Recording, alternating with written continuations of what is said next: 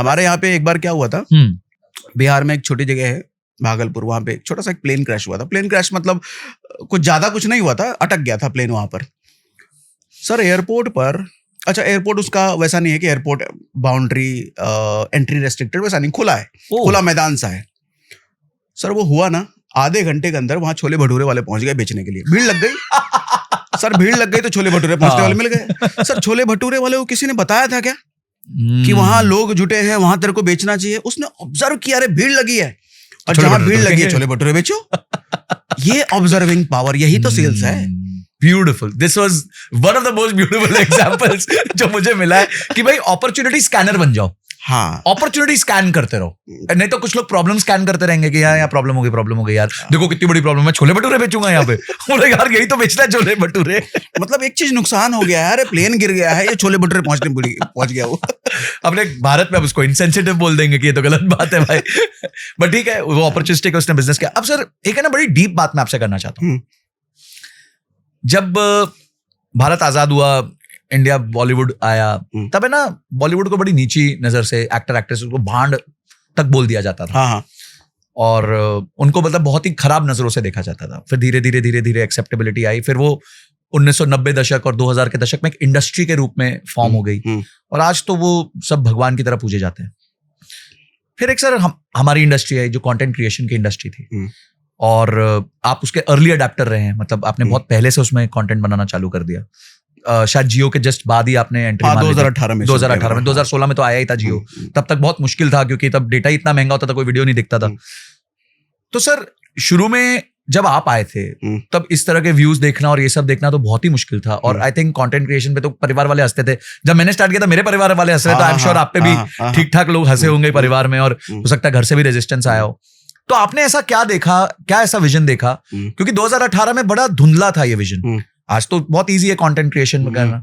अभी मैं पीछे पढ़ रहा था कि जो हमारे इसरो के चेयरमैन है उनकी तनख्वाह 2.5 लाख रुपए महीना है, और एक कंटेंट क्रिएटर कोई लड़की है जिसके 1 मिलियन फॉलोअर है, और वो थोड़ा कुछ जो है आ जाती है स्क्रीन पे, अच्छी दिखती है थोड़ा सा, तो वो महीने के 40-50 लाख रुपए कमा लेती है। ठीक है, तो लोग कह रहे हैं कि एक तरफ है जो बंदा कंट्रीब्यूट कर रहा है देश को, वो तो बेचारा 2.5 लाख रुपए महीना कमा रहा है, और एक तरफ जो थोड़ा सा जो है यूथ को बता रहा है या फिर थोड़ा बहुत ऐसी कुछ भी बातें कर रहा है, वो महीने का 40-50 लाख रुपए कमा रहा है। तो ये कंटेंट क्रिएशन इंडस्ट्री ने एक बहुत बड़ा कर्व देखा है, बहुत स्टीप एक्सपोनेंशियल कर्व देखा है। तो 2018 में ये नहीं था, तब आपने क्या देखा सर ऐसा, और आप इतने साल तक टिके कैसे? सर आज के समय में अगर कोई कंटेंट क्रिएशन में घुसता है ना, तो जैसा आपने वर्ड यूज किया विजन, वो एक विजन के साथ घुसता है। मेरे को 1 साल में इतना करना है, इतना रेवेन्यू बनाना है, इतने डील्स यहाँ वहां, वो सब करके 2018-19 या उससे पहले जो लोग आए होंगे ना, ऐसा कुछ नहीं सोच के कोई भी नहीं आया होगा मुझे लगता है। हार्डली मुझे लगता है कि कोई इतना विजनरी होगा कि मैं ये सब कर लूंगा, अचीव कर लूंगा।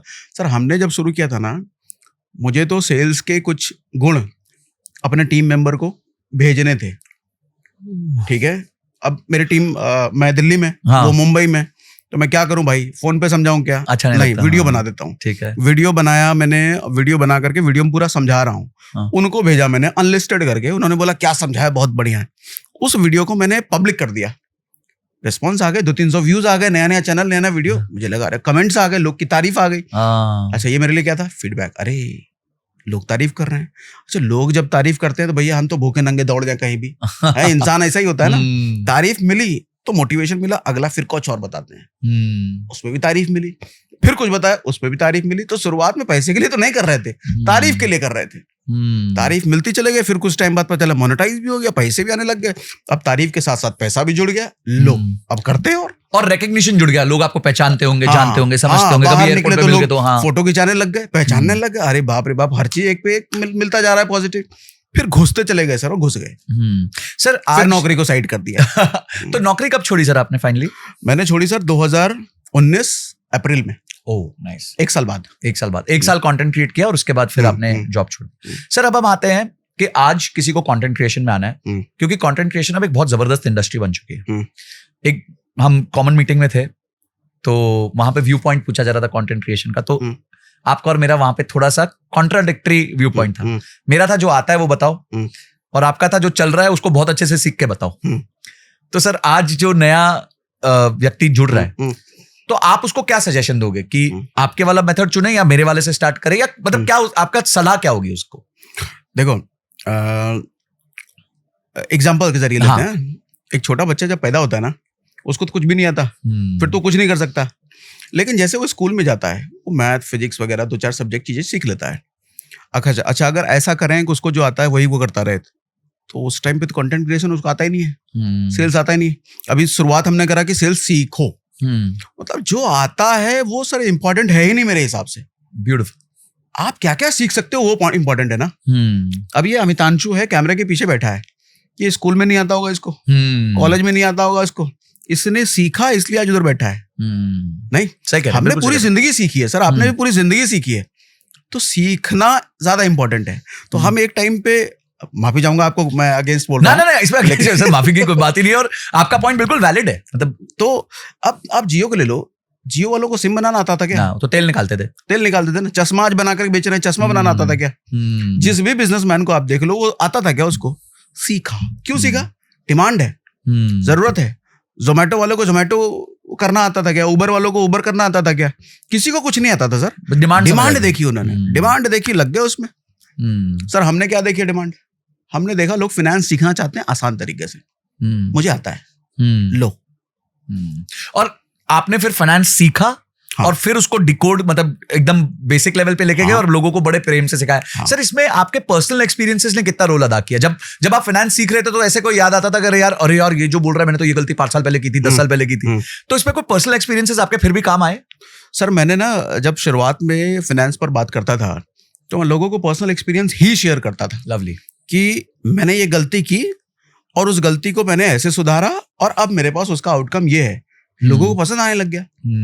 अब मैं जब भी आप शुरुआती मेरे पुराने एसआईपी के वीडियो देखोगे तो उसमें मैं यही बात कर रहा हूँ कि मैं ऐसा था, कैसा था कि मेरी सैलरी आती थी भैया, और सैलरी आते ही मैं पहले क्रेडिट कार्ड की ईएमआई चुकाता था, और बाकी जो दूसरे पर्सनल लोन के उसके ईएमआई चुकाता था। मेरी 30 हजार की सैलरी में मैंने होम लोन लिया, जिस होम लोन की ईएमआई 22,000 रुपए थी। अच्छा ये कब? मेरी शादी हो चुकी है सर, मेरे घर में मेरी वाइफ है, मेरी माँ है मेरे पे डिपेंडेंट। 30,000 की सैलरी में मैं 22,000 ईएमआई दे रहा हूं, होम लोन। अब सोचो घर कैसे चलेगा? तो ये गलती कितनी बड़ी करी मैंने। सही कह रहे हैं। अब वो गलती में मेरे दिमाग का हालत क्या होगा, मैं कितना फ्रस्ट्रेशन में जी रहा हूं, मेरा कितना दिमाग हो रहा है, खराब हो रहा है, ये सारी चीजें मैंने झेला। तभी मैं लोगों को सिखा पा रहा हूं भैया अर्ली एज में होम लोन नहीं, दिमाग खराब हो जाएगा। अच्छा होम लोन ले लिया, फिर मैंने क्या देखा, सोसाइटी में घर तो ले लिया मैंने, शिफ्ट तो हो गया मैं। सबके घर में अच्छे सोफे हैं, मेरे घर में अच्छा सोफा नहीं है। अच्छा इसकी वजह से क्या हो रहा है, मैं अपने पड़ोसी को अपने घर पे नहीं बुला पा रहा। सबके घर में बड़ी वाली टीवी है, मेरे घर में नहीं है, जिसकी वजह से क्या हो रहा है, कोई आ रहा है तो मेरे को बेइज्जती फील हो रहा है। तो क्या समझ में आया कि भैया घर ले भी लिया, उसके बाद भी जरूरी होता है अच्छा फर्नीचर होना, अच्छा सोफा होना, अच्छा टीवी होना, तो उतना भी पैसा है आपके पास, तो ये सब भी देखो, ये सब भी अगर है तब लेना होम लोन। अरे बाबा आपने कितनी ट्रू बात करी है कि घर लेना अंत नहीं, उसकी शुरुआत है। हाँ। खर्चों की शुरुआत है, खर्चों की शुरुआत है सर। आपके बच्चे का अगर बर्थडे है तो इतनी औकात होनी चाहिए कि आप 100 लोगों को सोसाइटी में बुला पाओ। क्यों?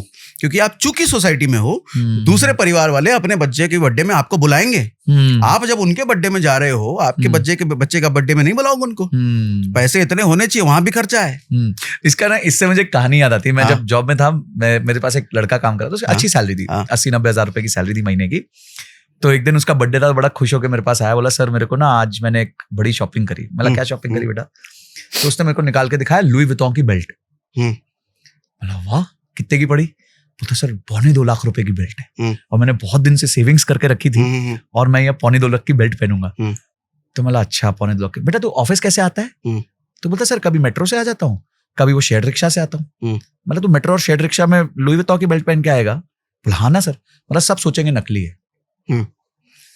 तू लुई विटॉन की बेल्ट पहन के ऑटो से उतरेगा, तेरे को क्या लगता है कोई किसी को लगेगा ये सच असली वाली लुई विटॉन की बेल्ट है? तो भाई तुम जब लुई विटॉन खरीदते हो तो तुम्हारा पूरा स्टेचर लुई विटॉन वाला होना चाहिए। आज सागर सर गलत लुई विटॉन भी पहन ले तो भी लोग असली मानेंगे उसको, क्योंकि आप ब्रांड हो, आप ब्रांड पे निर्भर नहीं हो। तो ये जो परेशानी हो गई है ना ये यंग जनरेशन के साथ, कि वो इसमें आ जाता है कि भाई कोई एक चीज ब्रांडेड पहन लूं, मैं कोई अच्छी महंगी घड़ी पहन लूं, कि मैं यार रैडो की घड़ी पहन लूं 2-3 लाख रुपए की, पर बाकी इकोसिस्टम भी तो वैसे करना। और आप यही बात कर रहे हो कि घर तो आपने सोसाइटी में ले लिया, स्विमिंग पूल सब कुछ है, पर आप उनको बुलाना चाहते हो, ना सोफा है आपके पास, ना टीवी आपके पास, और ये खर्चे आप सोचते ही नहीं हो, अपने आप को पहले ही होम लोन में एक्सटेंड कर लेते हो और वहां फंस जाते हो। Great sir, guys thank you so much, आपने इस क्लिप को देखा। अगर आप ऐसे क्लिप्स चाहते हैं कि आप तक पहुंचे तो इस चैनल को सब्सक्राइब करके घंटी जरूर दबा दीजिएगा, और इस कंप्लीट पॉडकास्ट का लिंक हमने डिस्क्रिप्शन में दिया हुआ है और आई बटन पे भी लगाया हुआ है, आप जाके उसको देख सकते हैं। अगली वीडियो तक जय हिंद, जय भारत।